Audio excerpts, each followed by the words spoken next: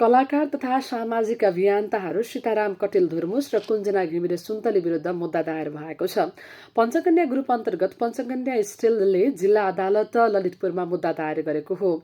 धुर्मुस सुन्तली फाउन्डेसनले चितवन स्थित गौतम बुद्ध अन्तर्राष्ट्रिय रङ्गशाला निर्माणका लागि कम्पनीबाट पटक पटक गरी छड लिएको तर उक्त सामग्रीको रकम हस्तान्तरण नगरेको भन्दै कम्पनीले उनीहरू विरुद्ध मुद्दा दायर गरेको हो। धुर्मुस सुन्तली विरुद्ध लेनदेन कसुरमा मुद्दा दायर भएको स्रोतले बताएको छ।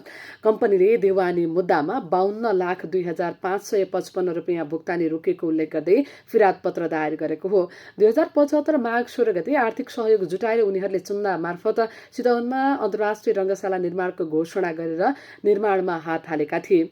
रङ्गशाला निर्माणका लागि सामाजिक सञ्जालबाट चन्दा उठाउने सहित उनीहरूले भरतपुर महानगरपालिका सहित सरकारी निकायसँग पनि सम्झौता गरेका थिए।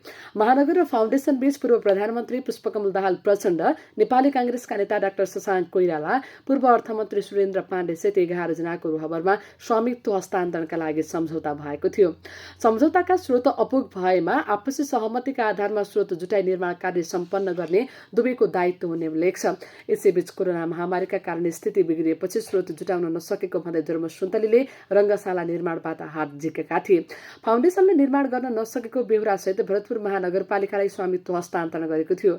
2078 माघ 20 गते फाउन्डेसनले महानगरपालिकालाई स्वामित्व हस्तान्तरण गरेको थियो। तर स्वामित्व हस्तान्तरणको 3 वर्ष भइसक्दा पनि 136 कम्पनीलाई भुक्तानी गर्नुपर्ने 18 करोड 43 लाख रुपियाँ भुक्तानी हुन सकेको छैन। यस विषयमा फाउन्डेसनका कटेलसँग बुझ्दा मन्जुरीनामामा ऋणको दायित्व पनि महानगरले भुक्तानी गर्ने गरी हस्तान्तरण गरिए पनि भुक्तानी नहुँदा यसबाट आफू पीडित भएको उहाँले बताउनु भएको छ। सहमतिका अनुसार ऋण भुक्तानी गरिदिन अनुरोध गर्दै पछिल्लो समय दैनिक जसो सिंहदरबार धाइरहेको र विभिन्न मन्त्रालय तथा मन्त्रीहरूसँग उक्त ऋण भुक्तानी गरिदिन अनुरोध गरेको पनि उहाँले बताउनु भएको छ। रङ्गशाला निर्माणका क्रममा निर्माण सामग्री लगायतको खरिदमा 18 करोड भन्दा बढी ऋण लागेको थियो।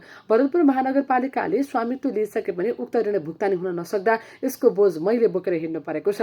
यो तनावबाट मुक्त हुन अहिले दैनिक सिंहदरबार धाइरहेको छु उहाँले बताउनु भएको छ। 2079 चैत्र 20 गते बसेको मन्त्री परिषद बैठकले रङ्गशाला निर्माणको स्वामित्व लिएर निर्माण अघि बढाउने निर्णय गरेको थियो।